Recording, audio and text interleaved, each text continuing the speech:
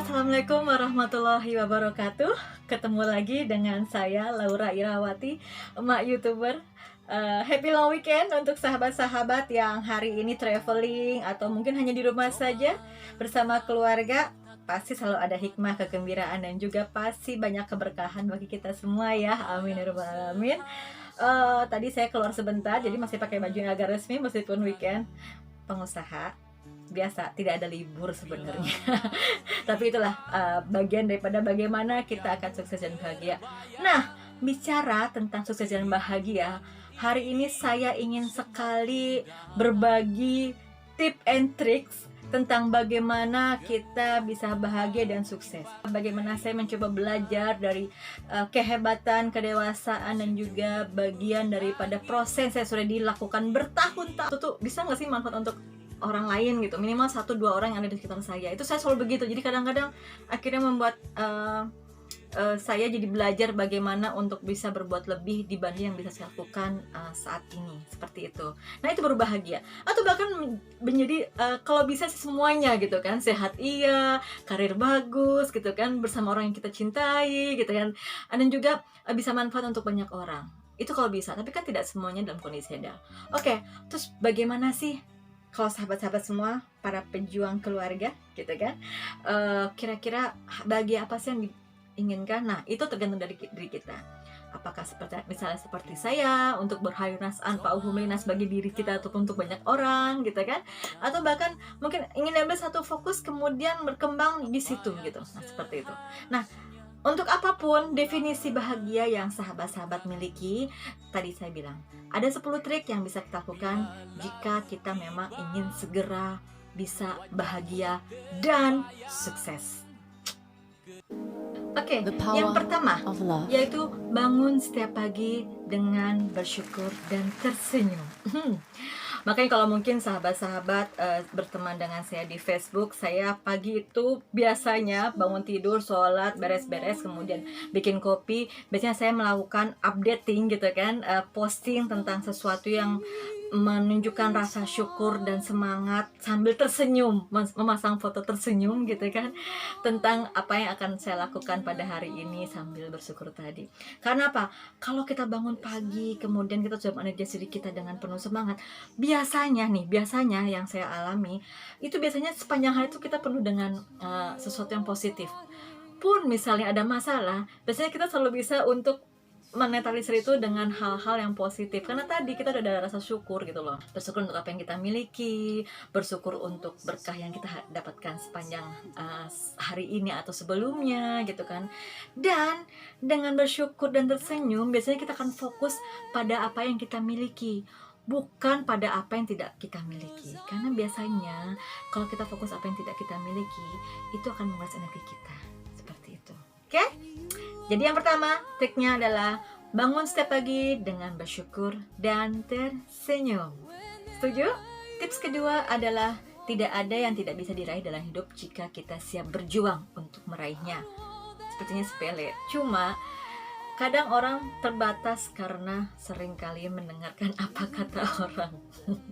Nah, itu sebenarnya padahal tidak ada batasan untuk meraih apapun yang kita inginkan, karena semua itu ada dalam pikiran. Kita yang ciptakan, bukan orang lain gitu loh. Apa yang kita mau pasti kita bisa jika kita memang tadi mau memperjuangkannya. Karena apa? Karena satu-satunya batasan untuk kita bisa melampaui itu adalah pikiran kita gitu loh. Iya kan gitu. Kadang-kadang kita sudah terpengaruh oleh apa katanya orang. Apalagi orang itu memberikan kritik tapi tanpa solusi. Banyak kan yang seperti itu.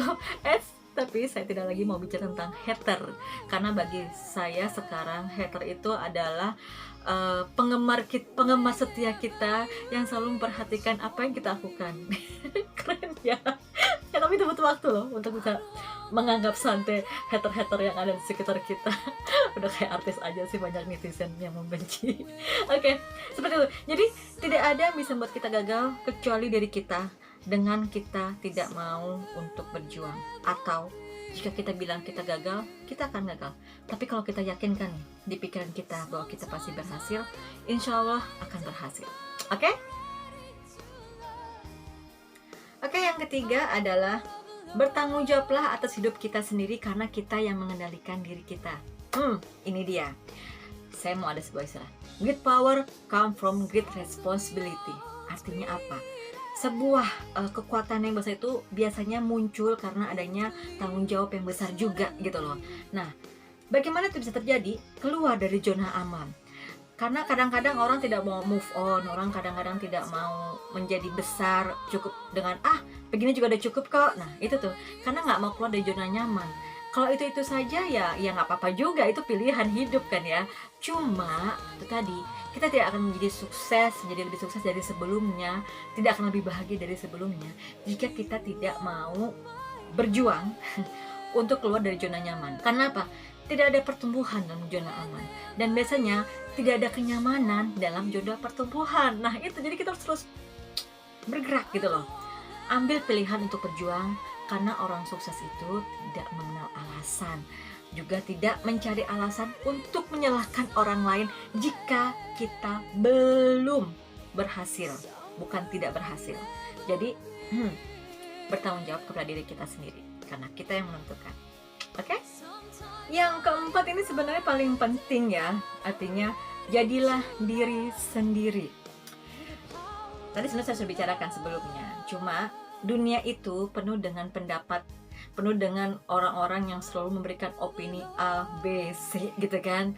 Dan itu biasanya ada yang mendukung, ada yang tidak mendukung, bener kan gitu loh. Nah inilah, saat kita menjadi diri kita sendiri, kita biasanya mencoba untuk fokus. Sebenarnya apa sih yang kamu inginkan gitu loh dalam hidup kamu gitu, dalam hidup kita gitu kan. Nah kalau kita tadi berfokus pada opini orang tentang apa yang kita lakukan, apa yang kita laksanakan, biasanya kita menjadi tidak fokus gitu loh. Karena lebih baik dibenci daripada dipuji tapi tidak menjadi diri kita sendiri. Susah kan gitu. Nah sama seperti kejadian misalnya gini, kita seringkali berusaha misalnya nih, kalau teman-teman yang suka mengisi medsos gitu ya, posting di medsos gitu kan, misalnya bergaya hidup mewah gitu biar orang memandang kita wow gitu ya, padahal sebenarnya tadi hampura, misalnya utang kita di mana-mana. Lama-lama juga orang akan tahu kok gitu loh. Oh itu mah gaya aja dia berhidup mewah, padahal sebenarnya dia nggak punya apa-apa, misalnya seperti itu. Yang kelima, lakukan kebaikan setiap hari. Ini yang terpenting. Ini penting juga, semuanya penting sebenarnya. Karena ini ada 10 trik gitu kan, saling berkaitan. Lakukan kebaikan setiap hari. Tidak perlu hal yang besar gitu kan, tidak perlu berbuat sesuatu kemudian kita melakukan uang banyak untuk bisa membuat orang menjadi bahagia. Misalnya tadi saya kadang-kadang lihat JLS, Jalan Lingkar Selatan ya, kebetulan di kota saya di Cilegon. Saya kalau kerja itu lewat JLS itu kadang ada orang yang nyetop gitu kan, kadang ngasih ya tadi 1.000, 2.000, tapi kadang-kadang saya bikin survei dengan ngasih 50.000. Itu bapak tua itu langsung doa gitu kan. Itu kebaikan yang kadang-kadang gitu ya, membuat orang lain mendoakan kita. Atau misalnya kita membantu memberikan informasi kepada seseorang sehingga orang tersebut bisa menjalankan pekerjaannya dengan lebih baik, bisa membuka peluang usaha lebih baik, seperti itu. Itu hal kecil, tapi terkadang dari hal kecil itulah kemudian muncul doa-doa yang tanpa kita ketahui dipanjatkan untuk diri kita. Nah itu tadi, lakukan kebaikan setiap hari yang kita bisa, meskipun mungkin tidak besar atau mungkin belum berefek saat ini, tapi akan berefek di jangka panjang. Nah biasanya kalau kita berbuat baik, kita akan menjadi lega, akan menjadi orang yang bersyukur gitu kan. Karena orang yang berbuat baik itu adalah orang biasanya memiliki sesuatu yang lebih dibanding orang lain, bukan begitu? Oke, lanjut. Yang keenam, yang terpenting juga adalah isi diri dengan pengetahuan.